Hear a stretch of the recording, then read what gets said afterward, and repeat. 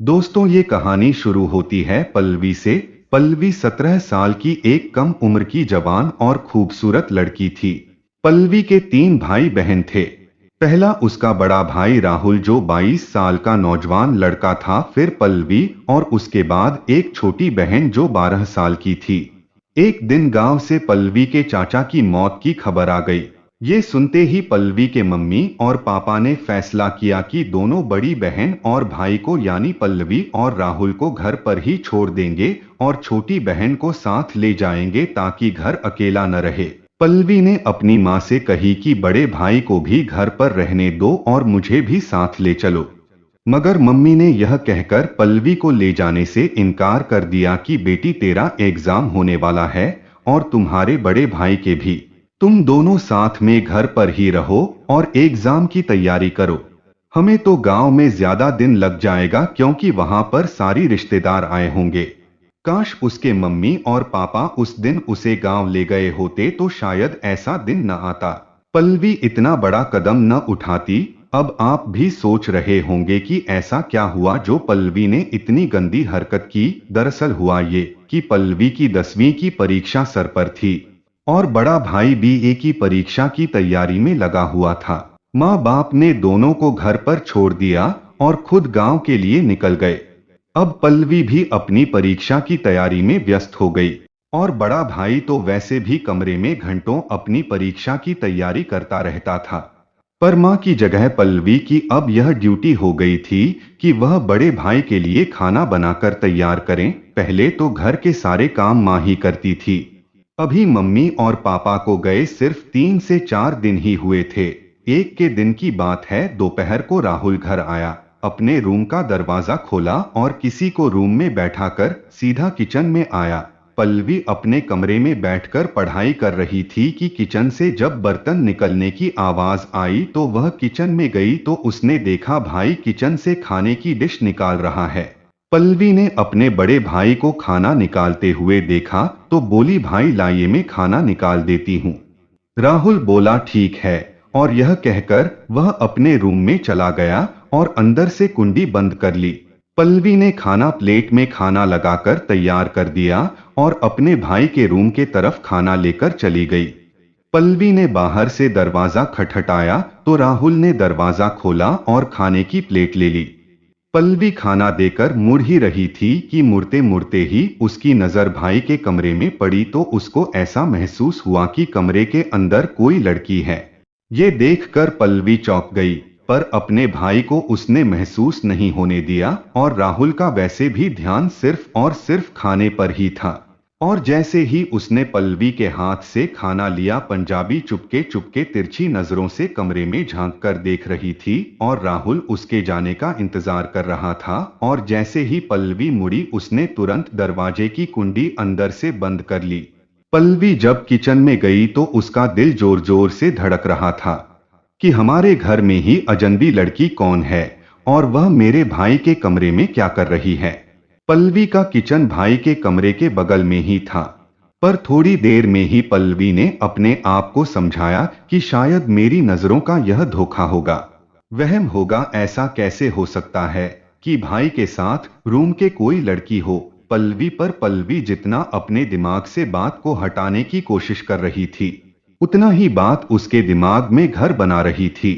फिर पल्लवी ने सोच देखूं तो सही कि आखिर मामला क्या है। कितने में फिर राहुल किचन की तरफ आया और पल्लवी से बोला, पल्लवी 2 कप चाय बना देगी? मैं और मेरा दोस्त कमरे में स्टडी कर रहे हैं और मैं जब बाजार से घर आ रहा था तो मैंने किचन का सारा सामान ले आया था। वह तुम देख कर बता दो कि कुछ कमी तो नहीं है, नहीं तो बाद में मुझे डिस्टर्ब मत करना। पल्लवी बोली, ठीक है, अभी मैं 5 मिनट में चाय तैयार कर देती हूँ। पल्लवी चाय बनाने के साथ साथ आटा भी गूंद रही थी। राहुल वहीं पास में खड़ा चाय बनने का इंतजार कर रहा था। राहुल ने पल्लवी से कहा, तुमको खाना नहीं खाना क्या? पल्लवी बोली, नहीं भाई, मैंने कॉलेज में आज सहेलियों के साथ खाना खा लिया है, इसलिए मैं आटा गूंदने के बाद सोने चली जाऊंगी और शाम को सब्जी बनाऊंगी। कि इतनी ही देर में चाय बनकर रेडी हो गई। राहुल चाय लेकर कमरे की तरफ चला गया। पर पल्लवी के दिमाग में वह लड़की अटक सी गई थी। अब पल्लवी ने आटा गूंद लिया था और वह किचन के बाहर चली गई कि शायद भाई के कमरे से गुजरते वक्त अंदर से कुछ आवाज आए, मगर अंदर से कोई आवाज नहीं आ रही थी। पल्लवी का रूम दूसरी मंजिल पर था। पल्लवी अपने कमरे में जा रही थी कि अचानक उसकी हरकत बदलने लगी। दरअसल सीढ़ियों के बगल में ही उसके भाई के कमरे का जंगला था और पल्लवी को जब रहा नहीं गया तो उसने उस जंगले में से झांकने का फैसला किया। पल्लवी यह देखना चाहती थी कि क्या सच में भाई के रूम में कोई लड़की है या फिर उसका यह कोई वहम है। और जब पल्लवी ने सीढ़ियों पर चढ़कर जंगले में से अपने भाई के कमरे में झांका तो पल्लवी ने कुछ ऐसा देखा कि उसका दिलो दिमाग भाग से उड़ गया। कमरे के अंदर पल्लवी का भाई और वह लड़की ऐसी हालत में थी। पल्लवी ने दोनों को देखकर अपना आपा खो दिया। पल्लवी अभी 17 साल की ही थी और पल्लवी ने पहली बार औरत और मर्द का ऐसा रिश्ता अपनी आंखों से देखा था। कुछ देर ऐसा देखकर वह सुन पड़ गई और अपने कमरे में जाकर सो गई। कुछ घंटों बाद जोर आवाज होने लगी तो पल्लवी की आंख खुल गई। जब वह कमरे से बाहर आए तो उसने देखा वह आवाज नहीं बल्कि टेलीफोन की घंटी बज रही थी। पल्लवी नहीं उधर देखा और नींद में ही उसने फोन उठा लिया। पल्लवी फोन पर कुछ बोलती थी। उससे पहले उधर से एक लड़की की आवाज आई और लड़की कहने लगी, राहुल मुझे आपकी बहुत याद आ रही है। यह सुनते ही पल्लवी समझ गई कि यह वही लड़की है जो सुबह मेरे भाई के कमरे में थी और वह घर जाने के बाद उससे फोन पर बात करने की कोशिश में है।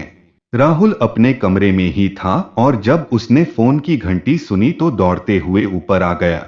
पल्लवी अपने भाई को ऊपर आता देख तुरंत उस लड़की का फोन काट कर सोने का नाटक करने लगती है। टेलीफोन पल्लवी के कमरे में ही था और जब राहुल पल्लवी के कमरे में पहुंचा तो उसने देखा फोन काटा हुआ है और पल्लवी सो रही है, पर पल्लवी सो नहीं रही थी, वह तो सोने का नाटक कर रही थी। राहुल ने तुरंत उस लड़की को फोन लगाया और फोन पर ही गंदी गंदी बातें करने लगा। दिन में वह हरकत और रात की ऐसी बातों ने पल्लवी को अब लड़की से औरत बनना शुरू होकर दिया था। अब रात का 1 बज चुका था। पल्लवी ने रात का खाना भी नहीं बनाया था। राहुल जब बात करके फोन से उठा तो उसने कहा, पल्लवी उठो, तुमने तो खाना भी नहीं बनाया है, कितना सोगी। तब पल्लवी एक्टिंग करते हुए करवट लेकर उठी और बोली, क्या टाइम हो रहा है भाई। उसने कहा, रात 1 बज रहा है, तुम तो घोड़े बेचकर सोई हो, खाना भी नहीं बनाया। अपने भाई की बात सुनकर पल्लवी ने एक्टिंग की है। 1 बज गया, मैं तो दोपहर में सोई थी, अपने मुझे जगाया ही नहीं। राहुल बोला, चलो उठो और जो तुम्हें खाना है वो खा लो, मैं बाहर सब्जी पराठा खाकर आया हूँ, सुबह मुझे यूनिवर्सिटी भी जाना है। और ये कहकर राहुल सोने चला गया और पल्लवी फिर से दिन का वह हादसा और रात की गंदी बातें सोचने लगी। पल्लवी के अंदर उसके जिस्म में हलचल हो रही थी। पल्लवी ने सब कुछ अपनी आंखों से देखा था और कानों से सुना था, पर इतनी कम उम्र की होने के बावजूद उसे कुछ यकीन नहीं हो रहा था। और अब पल्लवी धीरे धीरे गलत रास्ते पर चलने लगी थी। पल्लवी अब जज्बात के धारे में बहने लगी थी और अब उसके दिमाग में दिन रात वही बातें गूंजती रहती थी और वह दिन भर अपने भाई के बारे में सोचती रहती थी कि आखिर वह ऐसा करता ही क्यों है और ऐसा वो करता ही क्यों है। और दोस्तों, आप सभी लोग यह तो जानते ही होंगे कि लड़का हो या लड़की कम उम्र में बहक ही जाते हैं और यह एक ऐसी लत है कि अगर कम उम्र में लग जाए तो वह एक ऐसे जाल में फंस जाता है जो मौत आने तक नहीं छूटती। और इन्हीं सब सोच और बातों की वजह से पल्लवी ने वह काम कर डाले जो एक कम उम्र की मासूम लड़की कभी सोच भी नहीं सकती। और अब उसके भाई ने भी खूब फायदा उठाया और रोज वह घर खाली देखकर इस स्टडी के बहाने उस लड़की को रोज बुलाया करता था। और पल्लवी भी आक्रोश सीढ़ी के जंगले पर छुप छुप कर वह अपने भाई का खेल देखती रहती थी। और लगातार ऐसा 6 दिन तक चलता रहा। 6 दिनों बाद पल्लवी के पापा वापस आ गए, क्योंकि पल्लवी के पापा की ड्यूटी जो थी।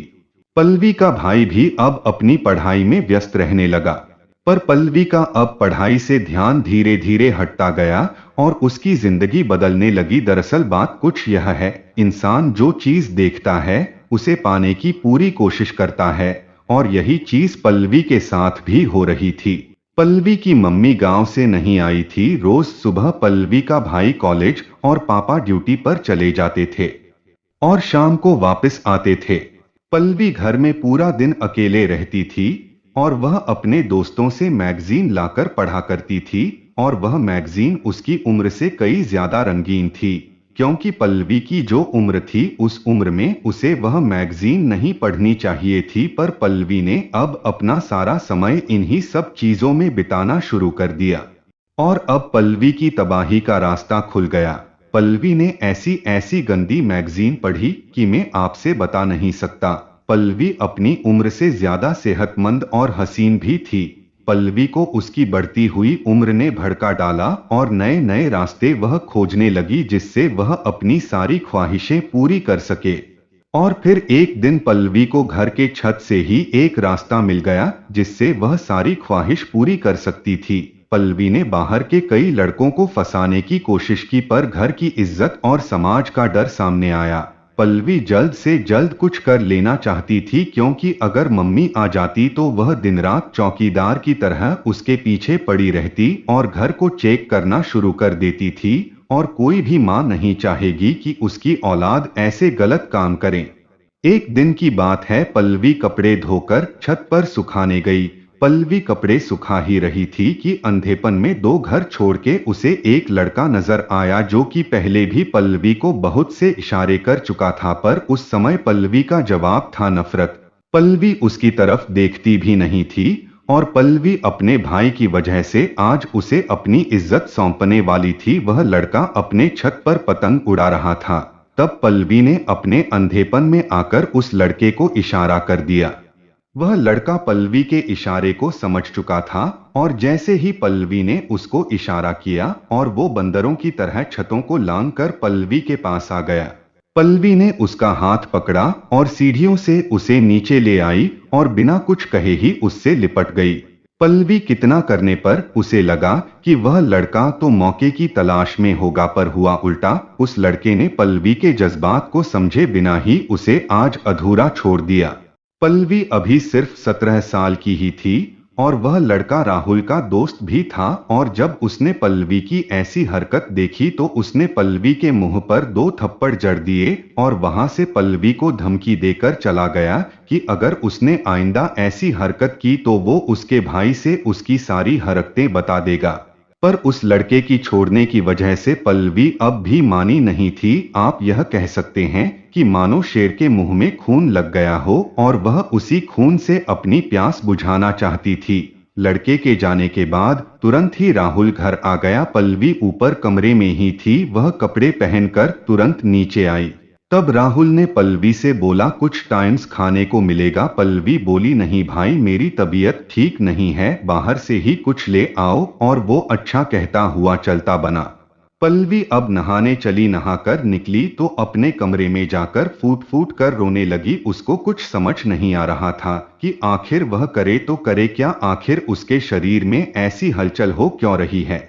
यह सब होने के बाद राहुल बाजार से खाना खाकर वापस आ गया और उसने पल्लवी को आवाज लगाई। पल्लवी में जैसे अपने भाई की आवाज सुनी हो तुरंत गई और उससे लिपट गई। राहुल को कुछ समझ नहीं आ रहा था कि यह हो क्या रहा है, और जब पल्लवी ने दरवाजे की कुंडी बंद करी तो राहुल समझ गया कि पल्लवी आखिर उससे चाहती क्या है।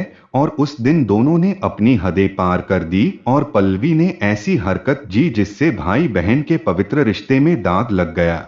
और आज जब वह दोनों ऐसा कर रहे थे तभी पल्लवी की मां ने आकर सब कुछ देख लिया और वह बर्दाश्त ना कर पाए और किचन में जाकर उन्होंने खुद को चाकू मार लिया। और कुछ घंटों बाद ही जब पल्लवी के पिता ड्यूटी से लौटे तो अपनी पत्नी की ऐसी हालत देखकर वह रो पड़े। तब तक देर हो चुकी थी। घर पर पुलिस पल्लवी और उसके भाई को जेल में ले जाने के लिए पुलिस तैयार थी। और जब पल्लवी के पिता को यह बात पता चली तो पुलिस के जाने के बाद उन्होंने भी जहर खाकर खुद को मौत के घाट उतार लिया। तो दोस्तों, इस कहानी से हमको यह सीख मिलती है कि हमें बच्चों के सामने कोई ऐसी गलत हरकत नहीं करनी चाहिए जिससे बच्चों का मन भटके, और हमें रिश्तों की इज्जत करनी चाहिए। आपने देखा किस तरीके से एक गलती की वजह से पल्लवी का पूरा हंसता खेलता परिवार बर्बाद हो गया। तो दोस्तों, आप लोगों को ये कहानी कैसी लगी है, कमेंट में ज़रूर बताइए। अगर अच्छी लगी होगी तो इसे लाइक करें और हमारे चैनल को सब्सक्राइब करें। धन्यवाद।